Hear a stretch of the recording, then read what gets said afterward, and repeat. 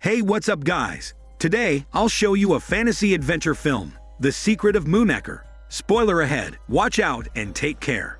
The movie begins at the funeral of Maria's father. Maria notices a boy standing feet away from them and watching the funeral. She's distracted for a moment. When she looks back to where he was standing, the boy's gone. Maria visits a lawyer's office to hear about the last will of her father. Unfortunately, her father lost everything, even the house Maria's been living in.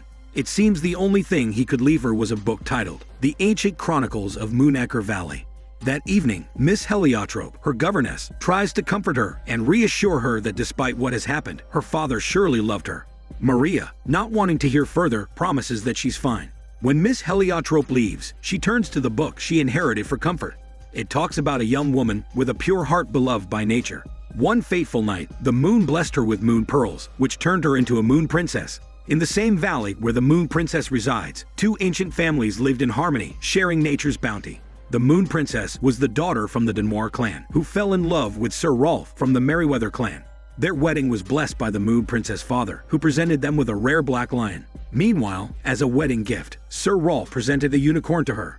Filled with happiness, the moon princess decides to reveal the moon pearls to both families. Legend has it that the moon pearls are so strong that they're able to grant every wish, both good and evil. Before Maria can continue with the story, she slams the book close and decides to rest for the night. On their way to the manor of Sir Benjamin's, Maria's estranged uncle, they come across bandits who attempt to kidnap Maria and Miss Heliotrope. Maria successfully hurts one of the bandits with the needle she's been using for her needlepoint, while Miss Heliotrope drives the other man away with her cane. As soon as they arrive at the manor, Sir Benjamin welcomes them and expresses his heartfelt consolation regarding the death of Maria's father. Miss Heliotrope tries to share the encounter with the bandits from earlier, but Sir Benjamin asks to listen to it another time and leads them inside. By the fireplace, they run into Sir Benjamin's frightening black dog. He directs Miss Heliotrope to her room, while Sir Benjamin leads Maria to her room up in the tower. She enters and finds her walls wonderfully decorated, showing MOONACRE Valley. She's fascinated and finds comfort in the small place. The next morning, Maria wakes up to a glass of milk and a plate of cookies next to her bed. She nibbles on one and wonders who had left it for her. She also finds a beautiful purple velvet dress placed on her armchair. She finds it too extravagant and refuses to wear it, opting to go through her trunk instead to find something else to wear. As she's leaving her room, she comes across a painting of a beautiful woman hanging by the corridor. She looks at it for a moment before continuing on her way. When she runs into Sir Benjamin, he points her in the direction of the dining room before noticing the book she's carrying. He asks where she got it from, and she explains that her father left it for her. He informs her that her father had no right to do so, since the book belongs in the manor. He takes it from her to keep. Maria exclaims her protest, but Sir Benjamin ignores her. During breakfast, Maria tells Sir Benjamin that he ought to return her book, but he ignores it. Miss Heliotrope tries to engage him in small talk, but he rebuffs her repeatedly, expressing that he prefers the quiet. After blurting out his annoyance over Miss Heliotrope's chatter, Maria inquires why he even invited them into his home. He calls her father useless and confesses that since he's dead, it is his responsibility to take care of her. He continues that Maria is a Merryweather, which means she belongs to the manor, and she has no choice in the matter. During the tour of the manor, Maria brings up the attack that she and Miss Heliotrope encountered, asking if there's nothing that can be done. He advises her to keep out of the forest and keep away from the Denoir clan. She asks if they're the same Denoir as the one in her book, and he states that they're very much real and not just storybook characters. While exploring the manor, she comes across a piano that's playing by itself. She removes the cloth covering it, sits in front of it, and follows the keys that are moving. Sir Benjamin seems upset to find her and calls for his servant to bring him his whip. They ride out to the village, with Sir Benjamin teaching her how to ride a horse. When it's getting late, Sir Benjamin suggests they head back, but Maria's enjoying the ride and asks if she could continue on her own. He agrees, but makes her promise to stay within the MOONACRE's boundary, since he can only vouch for her safety if she stays out of the forest. As she's riding on her own, she wonders out loud what was special about the forest, and then hears a distressed cry coming from within. She decides to follow the noise. She finds a caged hare, which she releases, but bandits surround her. While fighting them off, she notices the injury she had given one of the bandits with her needle. He tells her that he'll take her to her father, since he's dying to meet her. Before they can do so, the black dog arrives and scares them away, with one of the bandits calling Robin, the boy who was threatening Maria. She laughs in relief and expresses her gratitude to the black dog, while picking the hare up to take home. The next day, Maria storms inside the music room, where Sir Benjamin is playing the piano. She bombards him with questions about the milk and cookies left in her room, as well as the dress, the stars that are moving on her ceiling, the mysterious white horse she saw out in the yard, and so on. Sir Benjamin turns to face her with watery eyes and asks if she'll ever stop asking questions. She's taken aback as Sir Benjamin storms away. The black dog helps her answer one of her questions and takes her to the manor's kitchen. There she finds the manor's magical chef. She watches him pop from one spot to another, working quite fast to prepare food. She realizes that he must be the one who's been leaving her milk and cookies. The chef tells her that a little magic has come back to the valley, and then guesses that she hasn't finished reading the book yet. He presumes that Sir Benjamin had placed the book in the library for safekeeping and directs Maria to check there. Finding the book, Maria continues with the story. The Moon Princess believes in the goodness of everyone's heart, but the men had shown the greed lurking in their hearts. Sir Rolf and the Moon Princess' father tried to claim the Moon Pearls for their own family. Upset, the Moon Princess declares that the Moon Pearls belong to no man, but nature. Betrayed by those she loved, the Moon Princess unleashes a curse on MOONACRE Valley. Unless a pure heart is heard before the 5,000th rising of the moon, the whole valley will be plunged into eternal darkness. Realizing that the story is based on real life, Maria rushes to the chef, who confirms that the place is falling apart because of the curse. He claims that the only person who can break the curse is a true Moon Princess. She argues that she had lived hundreds of years ago, but the chef reveals that the legend tells that a unicorn, a mystical companion, continues to protect her. Maria finally understands that she's the new Moon Princess, and she's the one to undo the curse.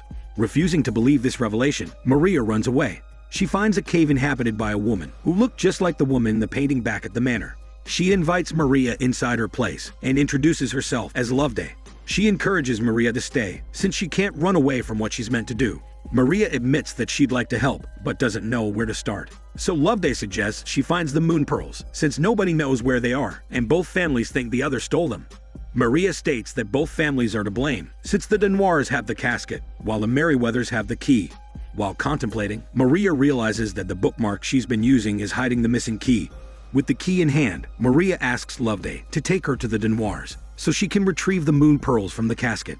Finding the fortress, Loveday abandons Maria, exclaiming that she can never go back. Maria decides to continue despite this. Trespassing, Maria gets caught and presented to Kerr, Robin's father. Wanting to strike a deal, she shows them the key. Kerr condescendingly announces that she had so kindly provided the key, since the Denoirs have been hiding the Moon Pearls. She answers him that it's the truth, and accuses his ancestors of stealing them. Kerr then shows her the casket that's been lying on the Moon Princess' father's tomb, but it's empty. Maria exclaims that they're hiding them, but Kerr informs her that they never were in the casket when it was taken. He claims that when the eternal darkness comes, the Denoirs will finally rise, and the Merryweathers will be punished for their treachery and greed. He orders Maria to be imprisoned. While locked up in the dungeon, Maria finds a shimmering illusion of the unicorn on the wall. This heartens her by remembering the chef's story that it'll protect her. She tricks the guard into thinking she's trying to escape through the window and slips through the entrance while he's distracted. Kerr claims that Maria will never find her way out of the forest. He orders her death since he doesn't want her to stop the curse and believes the death of the Merryweathers will be their victory. While being chased by Kerr's men, Maria gets lost. Fortunately, the black dog finds her and leads her home. Miss Heliotrope and Sir Benjamin are surprised when she gets home. Sir Benjamin scolds her for being late and running around the valley with only her undergarments on. Maria tries to explain, but unfortunately, she slips that she went to the forest, which is the only thing Sir Benjamin can focus on. He dismisses Maria angrily. She asserts that he's not her father and leaves. That evening, Sir Benjamin tries to talk to Maria, apologizing for his behavior and reiterating that they were worried for her. He admits that even though they don't see eye to eye, he's glad that she came back. Waking up, Maria feels uneasy and grabs the candlestick holder on her bedside table. She hides next to her fireplace as a secret door opens up, revealing Loveday. Maria walks up to her and demands an explanation. It seems it was Loveday who's been leaving dresses in her room. The woman asks for forgiveness, which Maria grants. Maria invites Loveday to come downstairs with her, where the woman hears the piano playing and hurries to the music room with Maria joining her. As they're playing, Maria notices a mirror propped up in the corner of the room. She approaches it and sees a glimpse of Sir Benjamin and Loveday very much in love. In a flashback, before the wedding to Sir Benjamin, Loveday discloses that she's a Denoir. He accuses her of tricking him and believes that Loveday only pretended to love him. Furious, Sir Benjamin breaks off the engagement and Loveday runs away. On her way back to her room, Maria runs into the servant, who's trying to remove the painting of the moon princess that's hanging by the corridor. She stops him and asks him not to move. She calls for Miss Heliotro and the chef to show them the painting, asking them to look at it. As they stare at it, the painting moves to show where the moon pearls are hidden. However, only Maria can see it. The chef clarifies if that means that Moon Princess was the one who took the moon pearls, which Maria confirms. It seems the Moon Princess had hidden the moon pearls in the forest, but she's not sure where exactly. The chef tells her that there's only one who knows the forest like the back of his hand. Maria realizes he's referring to Robin. Before setting off, she hands the servant the 2 letters, addressed to Loveday and Sir Benjamin. The man smiles and gestures that he understands what she's trying to do. Miss Heliotro bids her farewell and promises that she understands a little of what Maria needs to do. In the forest, Robin finds Maria, who he praises for giving herself up willingly. Maria smiles and loosens a rope that traps Robin. She strikes a deal with the boy, making him promise to listen before she lets him go. Loveday and Sir Benjamin meet in the music room. The romantic tension is palpable as the two can't take their eyes off each other. They wait for the other to formally apologize.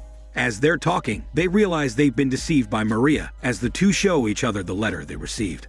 Robin is about to leave, bidding Maria goodbye, but the girl pleads for him to stay. He points out that he only agreed to listen to her story. Maria demands his help. Robin tells her that she's a Merryweather, and that right now, he's been ordered to kill her. She argues that if he does, the whole valley will die with her. They have a chance to stop the curse from happening before the moon rises that night. While Robin and Maria are searching for the tree where the moon pearls are hidden, the group set out to look for her, hoping to bring her home. In the forest, Robin and Maria split up after one of Kerr's men grabs Robin. He's brought to Kerr, who's upset that he attempted to betray him too. Expressing his disappointment with his daughter, and now Robin, he promises to take care of Maria once and for all. All alone now, Maria calls out for the black dog, who's also missing. She comes across a shimmering illusion of the unicorn instead and follows it. The unicorn leads her to the tree where the moon pearls are hidden. But to her shock, Kerr is waiting for her there. He demands her to take him to the moon pearls. The black dog helps Robin escape Kerr's men. But as they're running away, the black dog is left behind and shot. Before Robin can go back for him, he hears Maria's screams. He finally finds Maria and his father. He asks Kerr to listen to them. Upset, Kerr disowns Robin, so the son escapes with Maria before he can harm them. The two find the tree again and enter the hollow opening in between the roots.